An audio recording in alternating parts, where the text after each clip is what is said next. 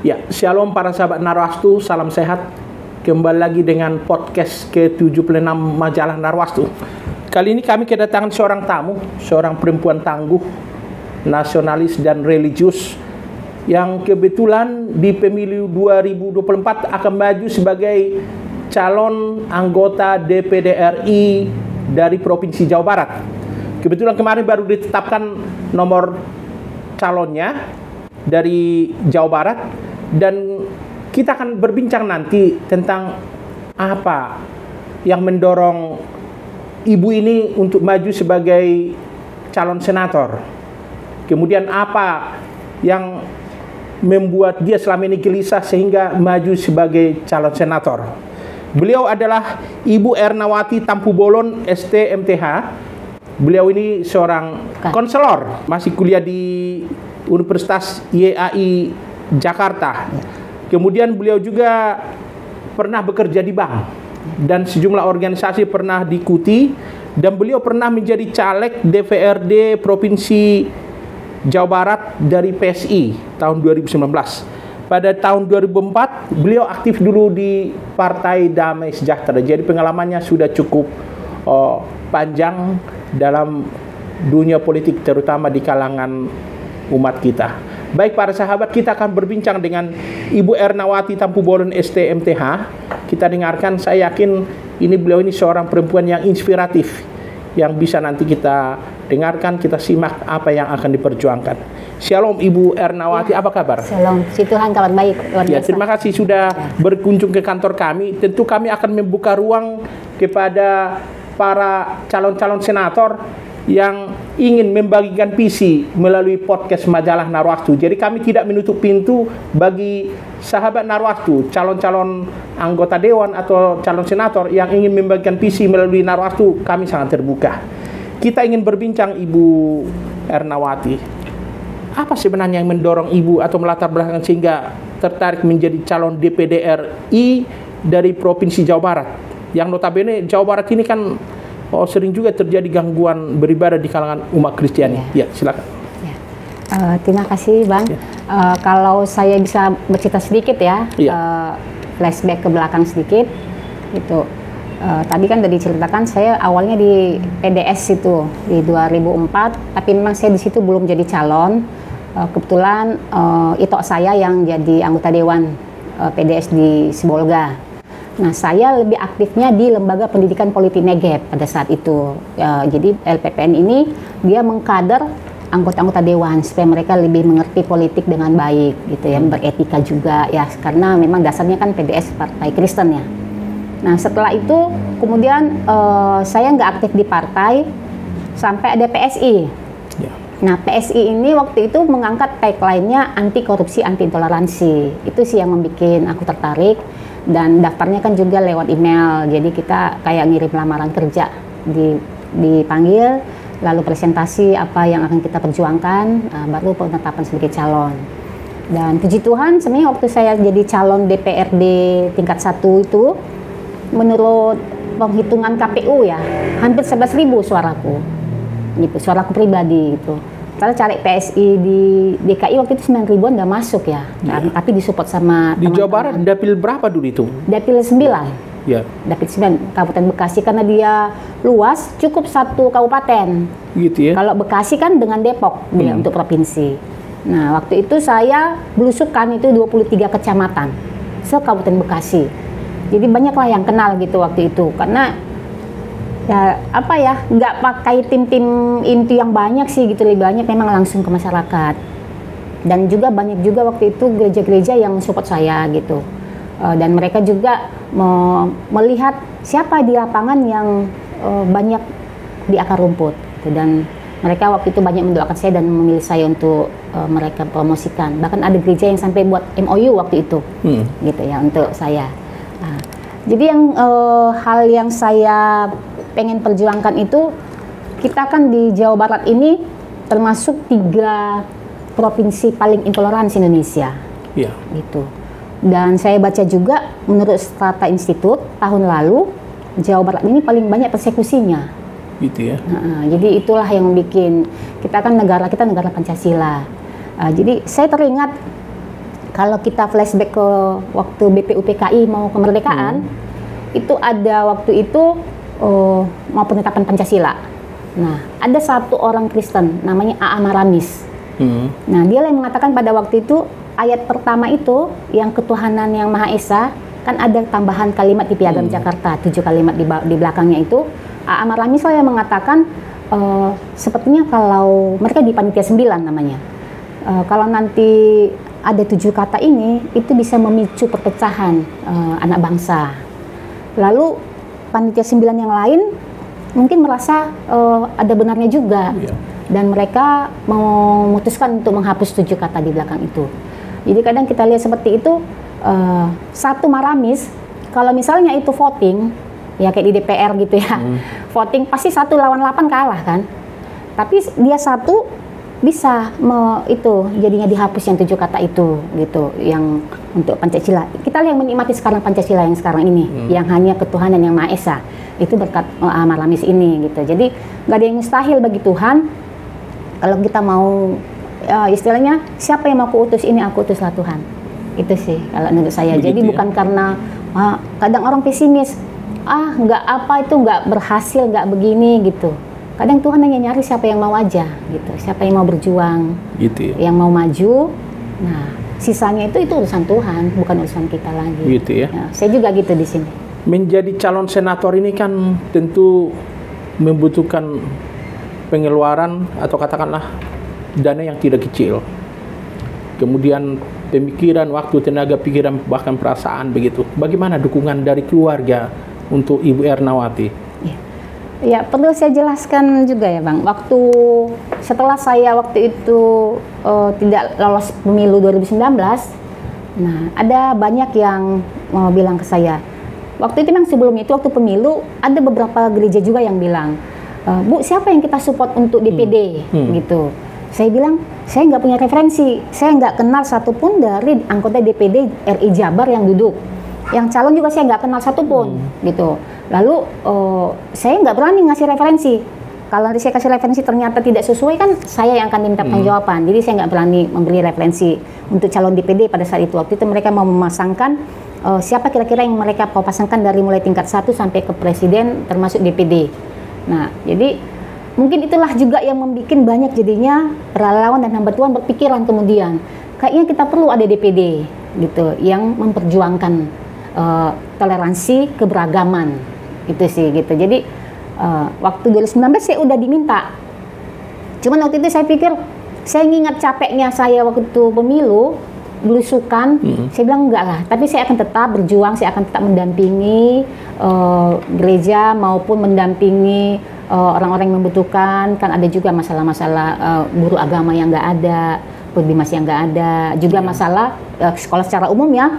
APBD daerah itu kita kan harus lihat apakah postingnya sesuai untuk pendidikan agama, dan itu menjadi fokus di DPD juga nanti. Pendidikan agama itu dia bisa intervensi ke BPK juga nanti untuk dan yang utamanya lagi adalah mengenai undang-undang. Ya, itu juga bisa kita mengusulkan undang-undang dari DPD ini, apa yang dibutuhkan oleh Jawa Barat, karena setiap daerah kan pasti beda-beda kebutuhannya sesuai dengan model di daerah itu masing-masing. Itu sih. Jadi sampai 2022 saya tetap diminta setiap tahun, termasuk itu Tiger Tampu Bolon ini gitu. Salah satunya yang dari 2019, selain juga dari relawan-relawan dan hamba Tuhan teman-teman saya, karena kami pernah juga dari Presidium Rakyat Menggugat tahun 2020 atau 2019 itu kita menguji, mendampingi pengacara-pengacara menguji materi SKB 2 Menteri ke MA waktu itu. Jadi banyak itu pengacara-pengacara relawan yang nggak dibayar yang mau mensupport ini gitu ya. Dan Ibu ikut di waktu itu di situ? Kita ikut. Tapi itu kita bukan berdemo ya. Kita datang itu mendampingi dengan baik lah gitu. Jadi nggak ada keributan pada saat. Tapi banyak banget orang waktu itu. Itulah menunjukkan kepedulian kita untuk bangsa ini sebenarnya. Jangan ada perpecahan di tengah keberagaman kita sebagai Pancasila lah ya. Lalu sampai akhirnya 2022 itu ditanya lagi, gimana Bu? Nah, dari hamba Tuhan juga mendesak, udah Bu, DPD aja gitu, karena kalau partai nanti ada partai A, partai B gitu ya, udah DPD aja biar semua bisa support ibu. Nah, lalu akhirnya saya putuskan lah, karena saya pikir siapa tahu ini memang rencana Tuhan gitu. Ntar kalau saya nggak ambil, saya yang berhutang sama Tuhan gitu, saya yang bersalah gitu. Jadi saya pikir daripada kalau memang ini rencana Tuhan saya nggak ambil, saya takut saya salah, ntar kayak Yunus lagi kan menolak perintah Tuhan gitu. Jadi saya pikir oke lah, semua bilang kita support karena kan untuk DPD itu butuh 5.000 KTP gitu. Di awal. Bahkan kami waktu ngasih itu hampir 7.000 pertama, itu lebih setengah dibatalin gitu. Lalu kita ngasih lagi, jadi hampir 10.000 kita kasih baru kita lolos. Dan puji Tuhan ini memang benar-benar relawan gitu. Jadi dari seluruhnya, bahkan itu saudara saya yang di kampung di Sibolga itu dapat WA minta dukungan KTP. Nah, yang mereka di kampung bilang, kenapa ini caleg DPD RI Jabar sampai ke sini minta dukungan? Terus ketua Tampu Bolon kan, ada abang saya di Sibolga.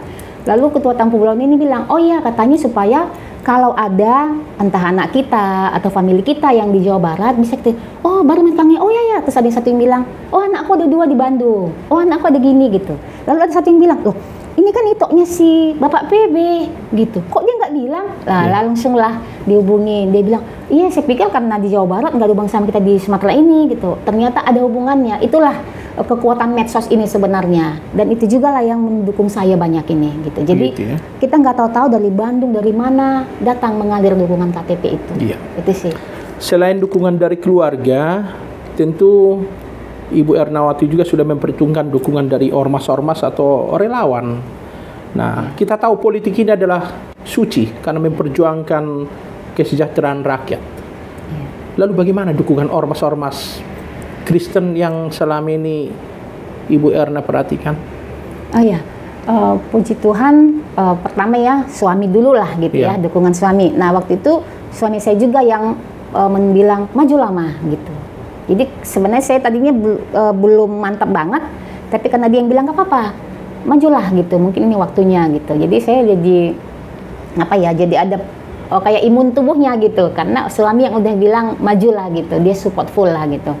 Nah kemudian dari gereja-gereja banyak juga, saya juga udah didoakan oleh PGPI itu yang di Jawa Barat, di rakerda-rakerdanya saya didoakan karena saya udah menyampaikan misi visi, dan mereka setiap ada pertemuan kadang ada teman-teman ada rakerda, kayak kemarin rakerda di Bogor, BKSG Badan Kerjasama Gereja itu interdominasi.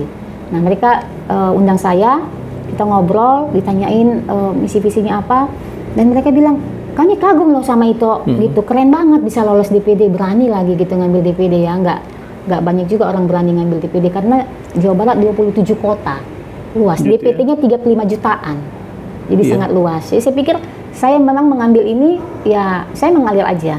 Iya, Ibu sudah mengelilingi kota dan kabupaten di Jawa Barat yang 27 tadi? Kalau 27 belum semua gitu, kita ambil yang besar-besarnya. Kita udah banyak juga gitu mengunjunginya, udah ke Tasikmalaya, ke Bogor, Bandung Raya udah semua, Bekasi Raya udah, Bogor udah juga, Depok udah juga. Jadi saya udah banyak dapat support lah, yang support. Pak Gilbert juga udah doain saya, Pak Japarlin Marbun Ketua Bambangnas juga udah doain saya. PGLII, Ketua PGLII juga udah, Pak Mandang udah doain saya, PGPI juga udah doain saya, banyaklah yang udah mendoakan saya, juga dari Pak Aristo Pariaji gitu sudah mendoakan saya juga, dari Tiberias. Terkait dengan majunya Ibu Ernawati sebagai calon senator, kita tahu bahwa perjuangan ke sini memang berat ya, persaingan juga ke sana cukup berat. Lalu apa yang mau diharapkan nanti dari umat kita? Ya, itu misalnya sama seperti ini gitu ya, Bang ya. Saya teringat waktu itu pernah ada Pak Gilbert waktu kita ada acara, dia bilang gini, misalnya ada seorang bapak, dia pengen dimasakin misalnya rica-rica gitu ya, katanya. Lalu, tapi duitnya nggak dikasih. Terus istrinya kan nggak bisa masak dong karena uangnya nggak ada gitu. Ya sama juga kayak orang Kristen gitu. Kadang suka misalnya di tempat-tempat di mana ngobrol orang Batak lah terutama juga ya gitu. ngomong politik gitu ya. Ini gimana? Atau kita sebagai masyarakat mengeluh, ini gimana sih kok kita sepertinya selalu jadi kaum minoritas diginikan gitu ya. Di tempat saya nggak ada guru agama Kristennya, anak saya dibully karena nggak pakai jilbab, macam-macam gitu ya. Terus Bobi Mas Kristen nggak ada. Di Jawa Barat ini orang kalau mau ngurus apa-apa di Kota Bekasi harus ke Bandung. Jadi banyak hal gitu. Tapi nggak mau turun menjadi calon gitu. Jadi bagaimana kita ada perubahan, sama kayak tadi itu. Kalau duitnya nggak dikasih, kan nggak bisa istrinya masak rica-rica itu. Jadi sama juga ini, kalau kita mau ada perubahan, ayo harus ada yang turun. Atau kalau minimal nggak ada yang turun, kalau kita nggak mau turun, minimal kita support anak Tuhan yang maju, gitu loh. Ya. Jadi supaya, oh ya nih, ada nih yang memberikan dirinya untuk menjadi wakil kita yang berintegritas, gitu. Jadi disupport lah supaya bisa duduk gitu, karena kesempatan belum tentu datang 2 kali. Karena saya lolos di CT ini juga, menurut saya ini hanya karena kemurahan Tuhan aja gitu, bukan karena kuat gagah saya. Yang terakhir Ibu Erna, ini kan pemilu 2024 ini kan cukup menarik kita perhatikan, karena ada juga pemilihan presiden, juga kepala daerah dan pemilihan legislatif itu ya. Apa harapannya pada pemilu 2024 kalau kita kaitkan dengan partisipasi warga masyarakat di sini? Kalau saya berbicara sebagai calon DPD. Nah, kalau calon DPD itu kan kita nggak dari partai, kita independen gitu. Jadi kalau saya sebenarnya, saya malah justru sebenarnya butuh semua orang mendukung saya. Apakah dia pendukungnya Pak Prabowo, apakah dia pendukungnya Pak Ganjar, saya butuh semuanya gitu. Karena kalau kita mau lolos, kita butuh sebanyak-banyaknya orang mendukung kita gitu. Jadi kalau bagi saya, kita melihat tujuan ke depan. Kalau soal pilihan itu tanya hati nurani, karena nggak bisa diintervensi orang siapapun. Tanyalah ke diri sendiri, pasti kita tahu jawabannya siapa yang akan kita pilih gitu. Nah, sama juga dengan saya, banyak-banyak baca, banyak belajar, dilihat apa yang diperjuangkan. Kalau seperti saya ya, untuk DPD RI ini itu ada 3 yang saya fokuskan. Merawat keberagaman menuju Jabar yang lebih toleran, kondusif, sejahtera. Toleran gitu. Jadi orang bebas segala macam perizinan juga apa gitu ya, yang berbau dengan toleransi beragama. Kondusif, keamanan, orang beribadah bisa bebas. Sejahtera. Sejahtera ini ya satu itu, apakah semua APBD daerah itu sudah diposkan dengan benar? Kita bisa cek nanti. Kalau saya duduk, saya akan perjuangkan itu gitu, karena saya memang maju tanpa politik mahar. Jadi banyak relawan di daerah-daerah juga banyak yang support saya. Mereka juga karena satu visi, satu misi. Jadi bukan karena uang gitu. Jadi mereka bilang, nanti kalau itu duduk kita kerjasama. Iya, saya bilang. Jadi nggak ada misalnya, oh saya harus bayar mereka, enggak gitu. Mereka support saya. Ada, kita punya grup relawan. Begitu, dan itu banyak hamba Tuhan, banyak relawan-relawan di dalamnya. Banyak tokoh-tokoh agama, tokoh budaya, luar biasa saya pikir. Dokter juga ada banyak juga. Itu bukan karena kuat saya gitu ya, tapi Tuhan yang menghantarkan mereka untuk mensupport. Mereka merasa mengatakan ke saya ya bahwa kami sudah kenal ibu dari dulu juga, dari maju dulu. Ibu nggak berubah, tetap juga konsisten mendampingi. Sudah beberapa yang kita dampingi yang persekusi sampai ke Bandung juga. Itu sudah banyak yang bisa mereka ini berjalan dengan baik. Apalagi kalau kita ada sebagai legislatif di dalamnya, kita bisa akan melakukan undang-undang apa yang dibutuhkan setiap daerah itu, kita perjuangkan bersama-sama untuk kesejahteraan Jawa Barat di mana kita tinggal. Nah, seperti firman Tuhan juga kan mengatakan, usahakanlah kesejahteraan di kota mana kamu tinggal. Gitu ya. Para sahabat Narwastu, itulah perbincangan yang cukup menarik dengan calon senator Provinsi Jawa Barat, Ibu Ernawati Tampu Bolon, STMTH. Cukup menarik kita cermati pemikiran, gagasan, dan misinya untuk berjuang di pemilu 2024 mendatang. Ibu Ernawati, terima kasih sudah berkunjung ke kantor Narwastu, sudah berbagi visi kepada para sahabat Narwastu. Akhirnya kami undur diri. Kepada para sahabat Narwastu tetap kami sampaikan, tetap jaga kesehatan. Shalom, Salam sehat, salam kasih Narwastu, dan Tuhan memberkati Indonesia. Terima kasih.